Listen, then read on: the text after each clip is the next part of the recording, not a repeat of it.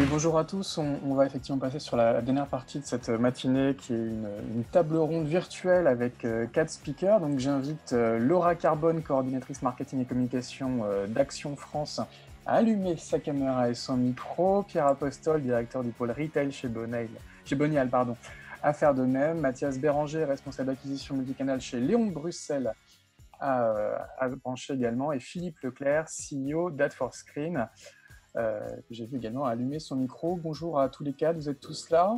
Oui, bonjour. Oui, bonjour. Bonjour, on va commencer par un premier tour de présentation très rapide. Laura Carbone, je disais, en charge du marketing et de la communication d'Action France. Est-ce que vous pouvez nous présenter cette enseigne en quelques mots, en quelques chiffres?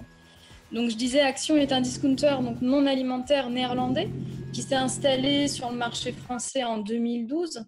Donc c'est une marque qui est présente dans 7 pays européens, donc comme les Pays-Bas, le pays fondateur, l'Allemagne, le Luxembourg, la Pologne, la Belgique, l'Autriche et la France, donc qui est le premier marché du groupe. Notre concept est assez simple.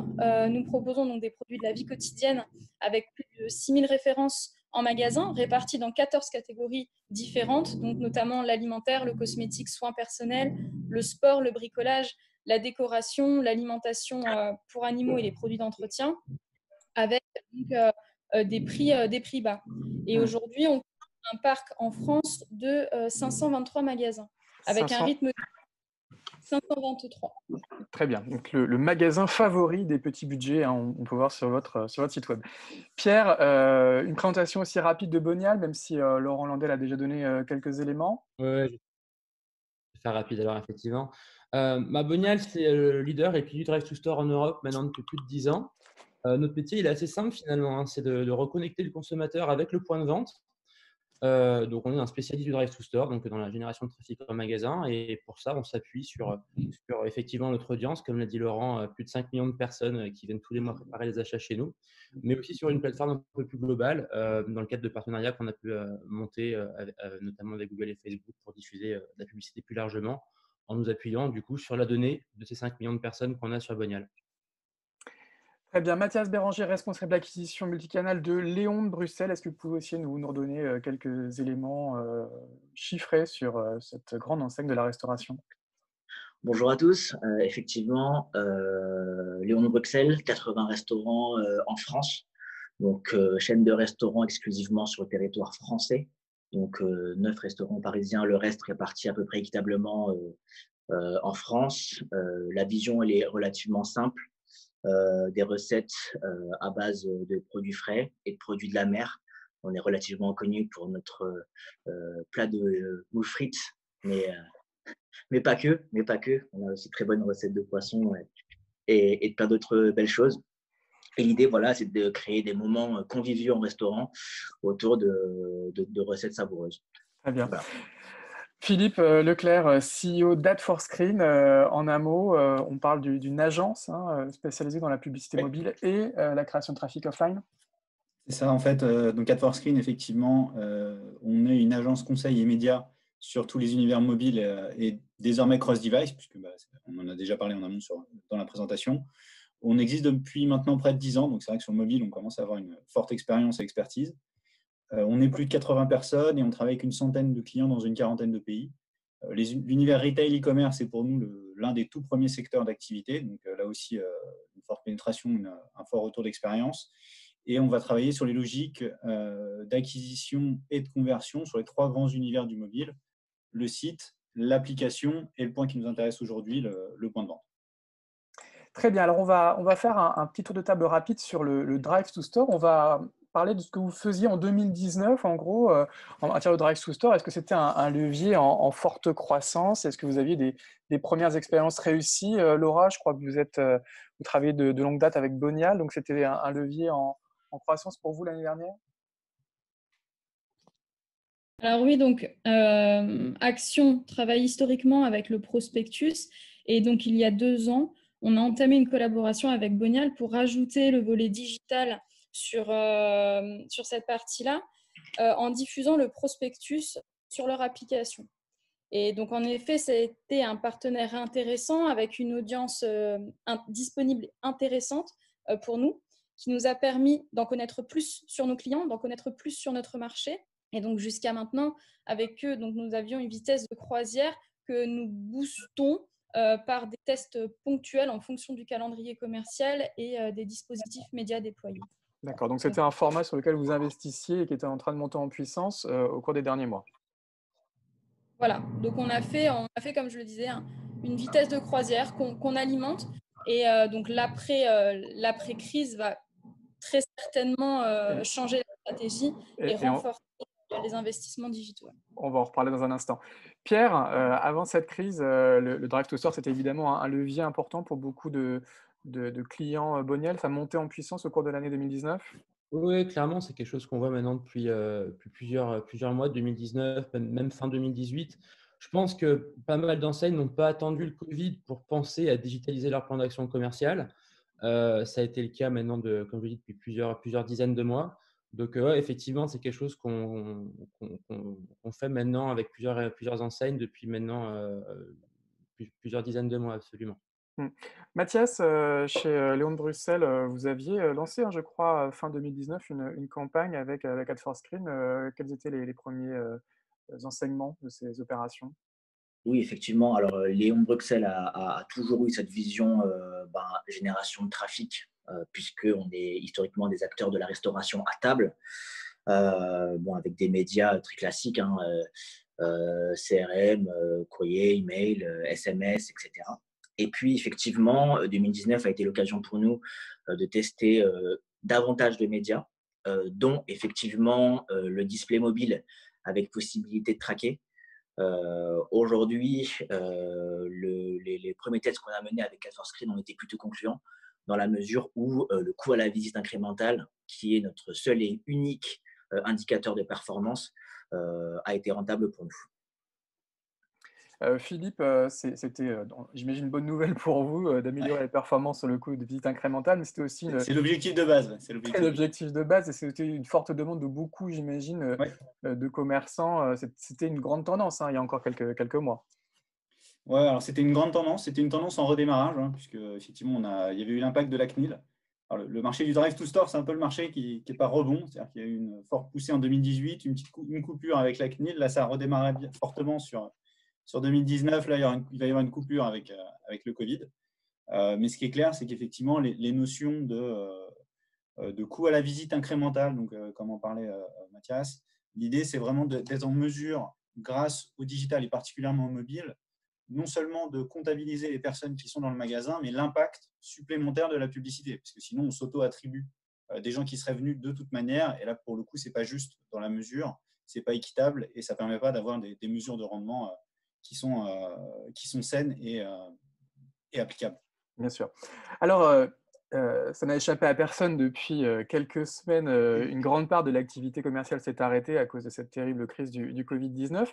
Laura, chez Action, quel a été l'impact concret sur votre activité et quelles ont été vos actions en matière de marketing local? Est-ce que vous avez arrêté, par exemple, ces campagnes Drive to Store? Dans un premier temps, pour parler évidemment pour le marché français, on a fermé l'ensemble de nos magasins à mi-mars, de stopper les investissements en marketing promotionnel et notamment, on a stoppé également le travail qu'on menait avec Bonial sur la diffusion du catalogue en ligne. Donc néanmoins, nous avons continué à poster régulièrement des informations sur les réseaux sociaux, notamment sur Instagram, pour maintenir une connexion avec nos clients. Donc nous avons une communauté très active sur ce réseau, donc avec 530 000 abonnés. Et ces posts de do it yourself et de comment survivre pendant le confinement ont eu un bon écho, puisqu'en moyenne, on était entre 2700 et 3500 likes par post. Et en parallèle, donc, nous avons communiqué de manière ponctuelle sur d'autres réseaux, type Facebook, sur les actions de dons de produits, de gants, pour soutenir le personnel soignant, qui ont également eu un écho très positif, des milliers de likes et de partages. Donc, c'était notre moyen de en fait ce contact avec nos clients.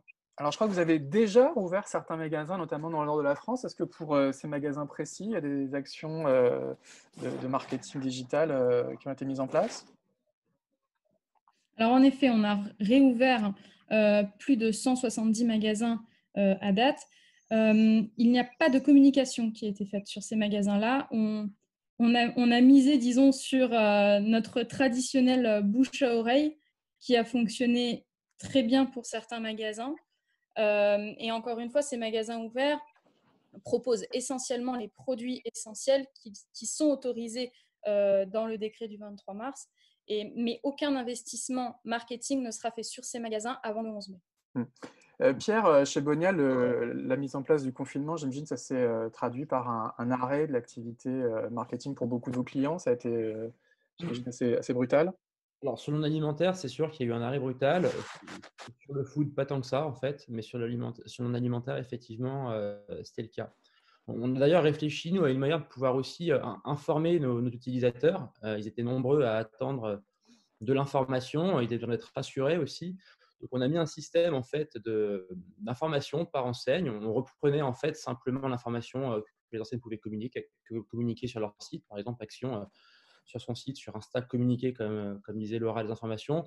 Donc, on relayait ces informations-là pour expliquer voilà, la politique de chaque enseigne sur Bonia. Et d'ailleurs, pour Action, ça a été cliqué plusieurs centaines de milliers de fois durant ces 2 derniers mois, ces messages d'information. Donc, voilà, une communication pratique et positive a remplacé une communication marketing et promotionnelle pendant ces quelques semaines.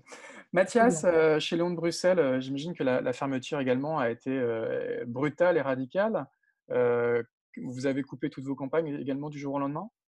Effectivement, tout ce qui a pu être coupé a été coupé, dans la mesure où effectivement, du jour au lendemain, nous avons dû fermer l'ensemble des restaurants qui le sont d'ailleurs toujours. Côté effectivement investissement marketing, sur toute la partie effectivement achat média, on a coupé. On a souhaité, cela dit, conserver un contact avec nos clients les plus fidèles à travers notre club. Effectivement, en ayant effectivement une communication à la fois rassurante et montrer surtout qu'on ne les oublie pas, même si effectivement ils ne peuvent pas consommer dans nos enseignes. Et puis effectivement, les réseaux sociaux restent toujours un moyen extrêmement pratique, comme le disait Laura, pour garder le contact avec des messages un peu plus connivants que la génération. Pour maintenir la communauté et échanger avec eux. C'est ça. Vous n'avez pas mis en place de système de livraison comme font certains restaurants? Alors effectivement, nous, on a en temps normal, en complément de la restauration à table, qui est notre activité principale, de la livraison via les plateformes bien connues, Uber Eats et Deliveroo, puis par ailleurs du click and collect. Cela dit, voilà, à l'échelle de nos restaurants et au regard effectivement des plats que nous servons, nous avons préféré effectivement couper totalement l'activité. Philippe Leclerc chez Ad4Screen, le confinement, ça s'est traduit par une coupure d'une grande partie des campagnes Drive to Store et peut-être un report sur la partie digitale et notamment la promotion de ces activités de livraison? Oui, tout à fait. Si on prend les 3 grands types en tout cas, nous, on voit apparaître 3 grands types. Effectivement, la GSA, donc la distribution alimentaire, qui, elle, a coupé la com au début pour faire face à l'afflux. Il y avait à la fois une logique de prise de conscience en termes de com et de gestion de l'afflux, de dire j'ai déjà énormément de gens dans mes magasins, il faut que je gère d'un point de vue sanitaire, donc je coupe. Et on a vu une explosion des usages mobiles, notamment des applications où on a des rythmes de croissance de l'ordre de x3, x4 en termes de téléchargement journalier. Donc vraiment une explosion de ce business-là. Et donc, du coup, comme le disaient les personnes avant, finalement, déjà, je gère ça avant de me remettre à communiquer. Ça, cette phase-là, pour eux, ce plateau, il est en train d'être atteint.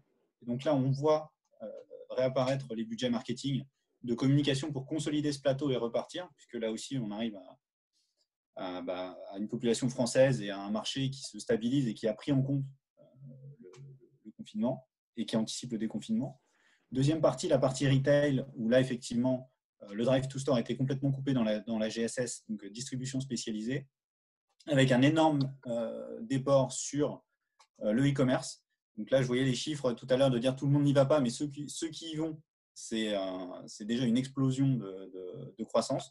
Donc, dans un univers qui est extrêmement morose, finalement, on se tourne toujours un peu vers le digital à la fin de la réunion pour dire, bon, et sinon, pour bien finir la réunion, est-ce qu'on peut avoir des bonnes nouvelles du digital? Et là, pour le coup, les investissements continuent, voire accélèrent.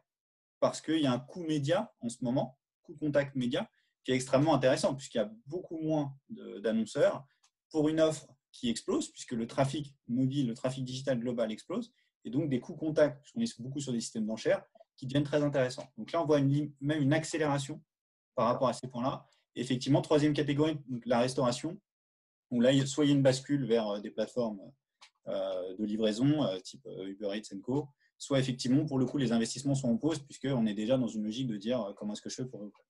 Très bien. Alors, on est déjà début mai et on nous annonce donc un déconfinement à partir du 11 mai, un déconfinement qui sera progressif, qui sera régional. Il y a encore beaucoup de questions autour de ce dispositif. Laura, comment est-ce qu'on peut orchestrer ces campagnes de marketing local avec autant d'incertitudes? J'imagine qu'il va être compliqué votre planning des prochains jours. Donc, à savoir que chez Action, lorsqu'il y a une décision marketing qui se prend, elle ne va pas se faire en local, mais elle va se prendre en global et donc pour l'ensemble du parc. Donc, forcément, il y aura un avant et un après Covid pour de nombreuses enseignes. Et de notre côté, la complémentarité entre le papier et le digital va durer dans le sens où elle va nous permettre de garder un contact avec l'ensemble de nos cibles. Notre clientèle est variée, donc certaines vont avoir un accès au prospectus, vont préférer cet accès au prospectus, toucher le papier et utiliser cet outil dans leur expérience d'achat. Et en complément, donc on va avoir des clients qui seront plus sensibles au digital et se rendront naturellement sur une application pour consulter les offres type Bonial pour animer leur expérience d'achat. Donc concrètement, vous relancez toutes les campagnes de marketing local à partir du 11 mai. Et comment vous allez gérer cette complexité des départements rouges, des départements verts? Est-ce que les actions seront les mêmes de manière homogène sur tout le territoire?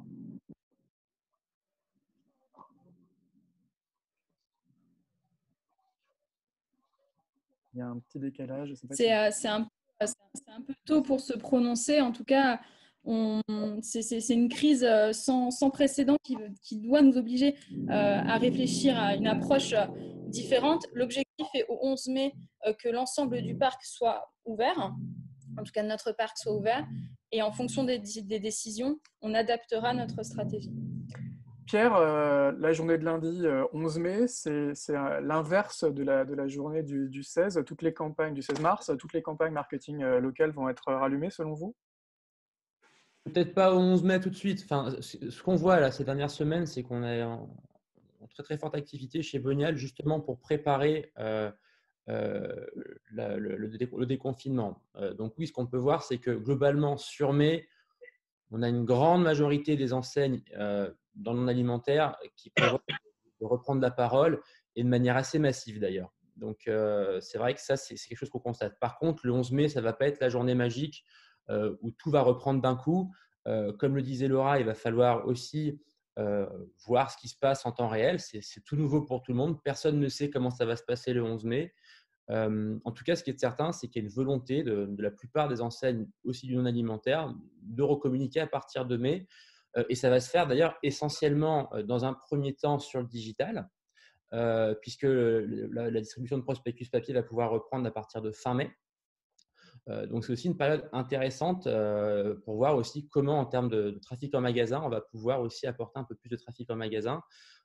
Et aussi de maîtriser les flux, comme le disait Laurent tout à l'heure, il y a une vraie question par rapport à ça. On y revient juste après. Mathias, chez Land Bruxelles, ça reste compliqué. La plupart des restaurants n'ouvriront probablement pas le 11 mai. C'est pour fin mai, voire début juin dans votre cas. Comment vous préparez à ce déconfinement? Effectivement, nous, aujourd'hui, on est un petit peu dans l'inconnu puisqu'on est lié effectivement à des règles sanitaires qui, on pense, vont être un petit peu plus exigeantes au regard de notre activité. Aujourd'hui, se préparer au déconfinement, ça va être effectivement réactiver l'ensemble de nos services qui vont permettre à nos clients de consommer en restaurant de la meilleure des façons possibles, pour que ce soit sécuritaire et en même temps le plus convivial au regard de ce que ça implique, avec la problématique de dire que un restaurant, on y va à peu près tous dans les mêmes créneaux horaires, à savoir le midi et le soir. Donc, on aura une vraie problématique de flux. Et puis, à côté, effectivement, pouvoir remettre d'aplomb notre présence sur les canaux de livraison, booster la vente à emporter, le click and collect via notre site internet, et également essayer, dans la mesure du possible, de piloter nos afflux avec de la réservation en ligne. Alors, sur la question du on va revenir dans un instant sur cette question. Sur la question du local, je termine juste sur ce point-là. Effectivement, on va être certainement dans l'obligation de faire des choses un peu de manière différée. Et par définition, le digital chez nous est local. Mais par ailleurs, effectivement, on s'appuie sur nos directeurs de restaurants et nos directeurs en région qui vont donc avec des stratégies différentes selon les départements rouges ou les départements verts, hein, c'est ça? Des insights pour essayer de faire du mieux possible en centrale. Très bien. Ouais. Philippe, lundi, vous pensez que ça sera une très bonne journée, que le téléphone va sonner, que beaucoup de campagnes vont démarrer? Alors, on n'attend pas forcément déjà lundi. Hein. Le téléphone sonne déjà à l'heure actuelle. Mais là, un peu pour résumer aussi ce qu'ont dit les interlocuteurs et ce qu'on disait précédemment, pour moi, il va y avoir sur les logiques Drive to Store les trois mêmes typologies. C'est-à-dire que c'est d'abord le sanitaire. D'abord, comment est-ce que je fais pour organiser mes équipes, accueillir les gens, quelles sont les consignes gouvernementales par rapport à ça, est-ce que je suis en zone rouge, en zone verte, etc. et quels sont les impacts. La GSA, donc la distribution alimentaire, et on avance là-dessus, puisque eux ont dû gérer ce point-là depuis la mi-mars. La distribution spécialisée, elle s'est organisée en ce moment autour du click and collect, etc. En revanche, l'accueil en point de vente à l'heure actuelle n'est pas du tout structuré. Et qu'on soit un petit marchand ou un distributeur beauté avec des petites enseignes ou un très grand distributeur avec 7000 m², ce n'est pas la même chose. Bien sûr. Donc, il y a déjà cette logique de gestion sanitaire qui va s'opérer. Et à partir du moment où ça s'est opéré, derrière, on peut déclencher plus facilement les campagnes. À nouveau, les campagnes côté alimentaire ont déjà repris. Les campagnes côté distribution spécialisée, on les a à l'heure actuelle, mais plutôt orientées vers le e-commerce. Et pour reprendre ensuite, donc ça c'est le premier point. Et le deuxième point sur tout ce qui est localisation, etc., c'est le principe même des actions de Drive to Store et de Mobile to Store. On n'a pas attendu la crise pour cibler une personne qui est sur la zone et personnaliser le message. Et ensuite, l'agilité, elle va se faire entre les leviers, elle va se faire aussi entre les performances, puisque les gens ont peut-être plus envie d'aller au restaurant qu'en zone rouge, sous réserve que le restaurant soit ouvert. Et donc, les performances aussi, les leviers, les allocations, tout ça va se gérer au jour le jour. Et c'est d'autant plus facile à gérer qu'on l'a anticipé. Et c'est ce qu'on fait, nous, chez AdForceScreen. Donc, là-dessus, c'est business as usual. En revanche, les indicateurs, il va falloir être vraiment encore plus vigilant. Alors, justement, Laura, une question sur cette question sanitaire. Ce 11 mai, il ne faut pas qu'il ressemble à un jour de solde. Il ne faut pas qu'il y ait trop de monde dans les magasins. Il ne faut pas qu'il y ait de foule dans les magasins. Est-ce que cette question sanitaire, elle vous oblige à opter pour des outils numériques peut-être nouveaux qui vont vous permettre de lisser ou en tout cas de garder le contrôle de ces flux de population? Et je crois que votre micro est éteint. Et est-ce que vous avez adapté aussi votre stratégie marketing à ces problématiques sanitaires? Alors, à savoir que physiquement, dans les magasins, donc, on a déployé en effet toute une panoplie de mesures de sécurité et notamment un nombre réduit, un flux réduit de clients en magasin. Jusqu'au 11 mai, on oriente nos clients sur notre site vitrine pour prendre connaissance de ces mesures de sécurité et du comportement adopté. Après le 11 mai, on va garder comme ligne conductrice notre site internet et continuer de rediriger les clients sur ce site.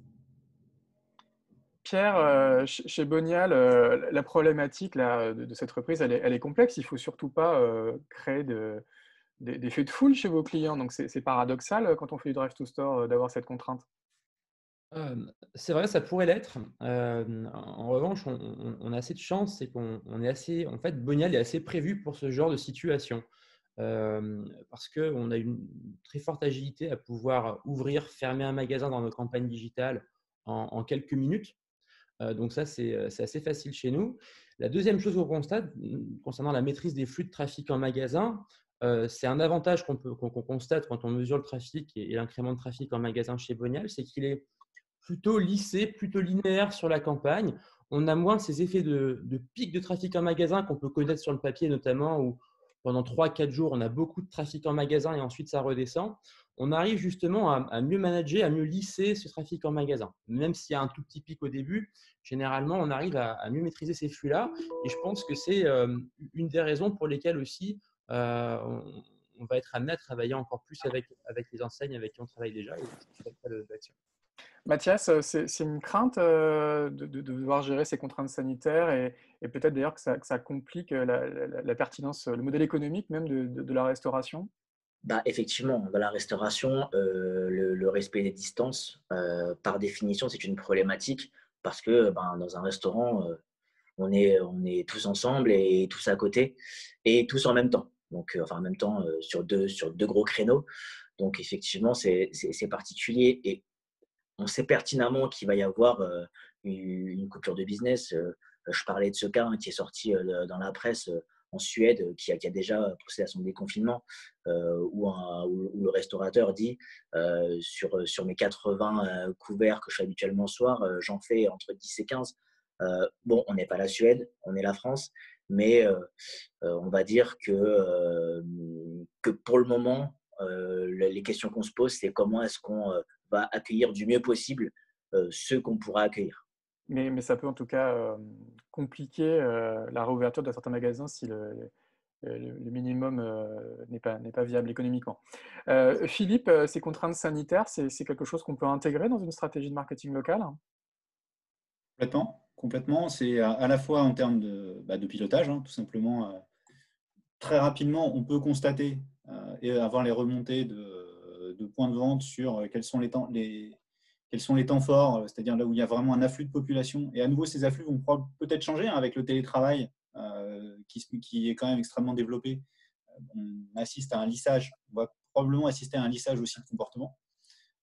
Et donc, il va falloir s'adapter et réallouer en fonction à la fois de leviers qui sont plus au long cours, du type display, ou de leviers qui sont très dans l'immédiateté, du type SMS, email, etc.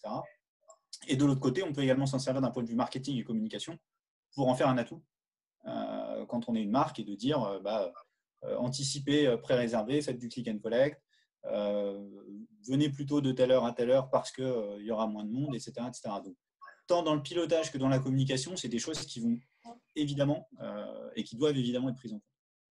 Très bien, une avant-dernière question pour tout le monde. Laura, est-ce qu'on peut dire que cette crise du Covid-19, d'ailleurs qui fait suite à la crise des grèves de l'automne 2019 ou la crise des Gilets jaunes un an plus tôt, elle va principalement profiter aux leviers digitaux au détriment de leviers historiques comme le prospectus? Est-ce que ça va aussi accélérer la transformation digitale du retail? Donc, comme je le mentionnais, les outils de préparation. On vous attend. Allez-y.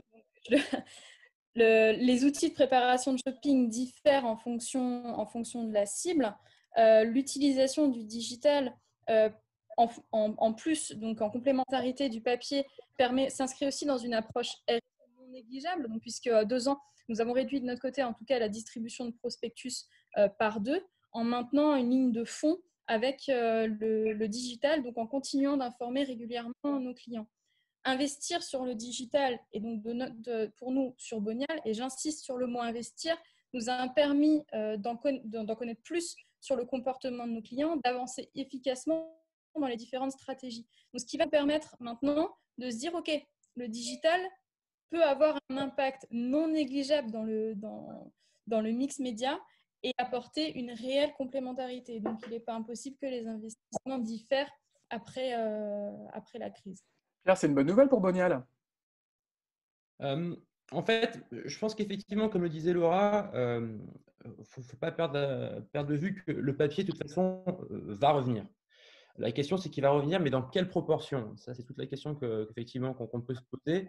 Donc effectivement, nous, on a notamment action à être un complément de plus en plus important et significatif par rapport au papier.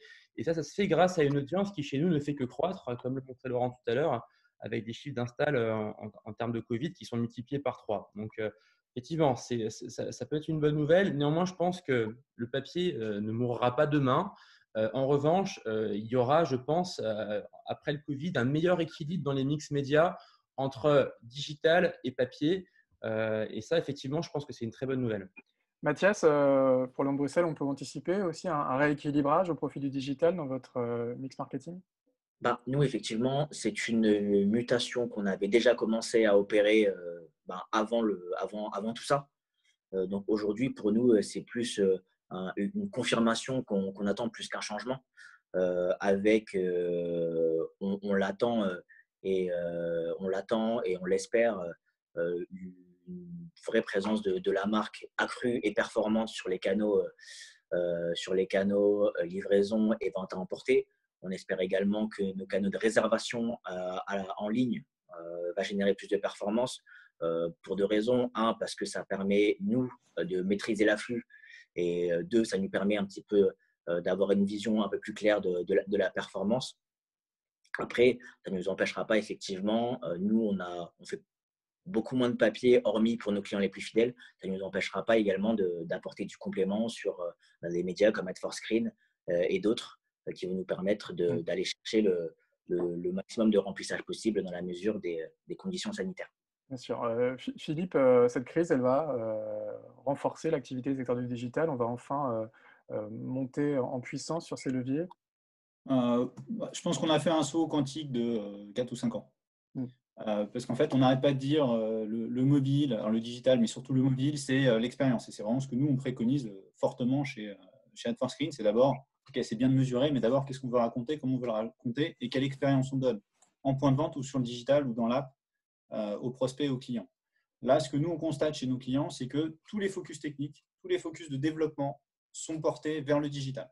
Donc là où un développement qui allait se faire en 2 ans, il y a encore 3 mois, là, il va être fait en 2 mois. Or, du coup, on arrive finalement à un cercle hyper vertueux, puisqu'on a une population qui s'est massivement déportée vers les univers mobiles, qui du coup va retrouver une expérience, et c'est ce que disait Mathias quand il dit on va développer le click and collect, on développe les réservations, etc., qui va se retrouver avec une expérience qui n'aura rien à voir avec l'expérience qu'elle a pu avoir, ne serait-ce que 2 mois précédemment. Donc mécaniquement, plus de population, meilleure expérience, meilleure transformation, et donc du coup on a un vrai crantage par rapport à ça, et mécaniquement derrière, plus ça marche, je joue, je gagne, je joue, donc mécaniquement ça va se retrouver également dans les investissements publicitaires. Un cercle vertueux. Une dernière question à tous les quatre sur le consommateur de ce monde d'après. Alors, on entend beaucoup de choses. Pour vous, il sera en quête de sens, comme le disent certaines marques, ou tout simplement en quête de bons plans parce que c'est la crise et les temps sont durs. Laura, c'est quoi votre anticipation? Donc, avant Covid, notre concept était très simple et reposait sur 3 piliers. Une variété de produits, la surprise, donc 150 à 200 nouveaux produits chaque semaine et des petits prix. Après cette crise-là, notre concept restera le même, en tout cas basé sur ces mêmes piliers. Là où nous attendons un changement, certains, comme le mentionnait Laurent Landel, sont liés au pouvoir d'achat et à une réalité économique. L'avant-crise, les clients se rendaient chez Action dans le but de trouver la bonne affaire et le bon prix. Lors de la reprise, les visites seront composées de personnes qui feront davantage attention au prix et surtout quand un consommateur sur 2 prévoit de faire des économies. Pierre, c'est aussi votre conviction chez Bonial. Faudra évidemment pas oublier l'aspect promotionnel et l'aspect prix pour le consommateur du monde d'après. Oui, clairement, c'était déjà une du top 3 des préoccupations des Français avant le Covid, le pouvoir d'achat. Franchement, je ne pense pas qu'il y ait question et débat sur le fait qu'après le Covid, ça va être la préoccupation numéro 1 des Français, le pouvoir d'achat. Donc effectivement, les enseignes qui pourront en tout cas avoir de la générosité et plus de générosité avec les consommateurs seront, je pense, les grands gagnants de l'après-Covid. Ça me paraît. Mathias, c'est quoi également votre analyse du marché? Le consommateur, il va changer après cette crise? Ben, en réalité, toutes les data, les insights qu'on peut avoir montrent clairement qu'il y a, entre guillemets, une France partagée et qu'on est aujourd'hui sur un 50-50, ça reste du déclaratif, sur effectivement ceux qui chercheront plus de sens et ceux qui chercheront davantage de prix en fonction des situations de chacun. Je pense que ce qui est clé, c'est de rester fidèle à son concept et de proposer effectivement une expérience qui corresponde aux deux cas, à la fois en termes de convivialité, pour que ceux qui recherchent du sens comprennent pourquoi est-ce qu'ils vont dans l'enseigne et que le prix reste toujours attractif. Et je pense que c'est le cas de Léon ou d'Action ou d'autres enseignes qui font ce pari-là. Philippe Leclerc, un mot de la fin pour AdForScreen. Ouais. Je suis complètement en phase avec Mathias. Hein. Enfin, nous, on part du principe qu'on est parti pour une crise qui va s'étaler pendant au moins 2 ou 3 ans, le temps que tout le monde s'en remette. Qu'effectivement, on a eu ce saut quantique sur le digital, le mobile. Et ce que disait Mathias, hein, je confirme complètement, enfin, en tout cas je partage complètement, à savoir une polarisation entre d'un côté une logique de premiumisation de marques, etc. Là, pour le coup, ça va peut-être bouger et ça va se renforcer vers des côtés bio, local, made in France, etc. Circuit court, mais qui, en lien avec de la premiumisation, veut dire des prix plus élevés. Et de l'autre, une approche qui sera plus orientée sur l'accessibilité prix. Ça ne veut pas dire que ce ne sera pas bio, ça ne veut pas dire que ce ne sera pas local, ça ne veut pas dire que ce ne sera pas bon, mais que le focus sera vraiment là-dessus. Et donc, effectivement, tout comme on a un peu de France, et je pense que les gens qui sont dans le panel sont plutôt dans la France de la premiumisation, il ne faut pas négliger non plus le reste de la France qui est, lui, à nouveau, avec un budget de 1 700 € par mois de moyenne, partagé entre les deux. Eh bien, ce sera le mot de la fin. En tout cas, merci Laura Carbone d'Action, Pierre Apostol de Bonial, Mathias Béranger de Léon de Bruxelles et Philippe Leclerc d'AdForScreen pour vos témoignages.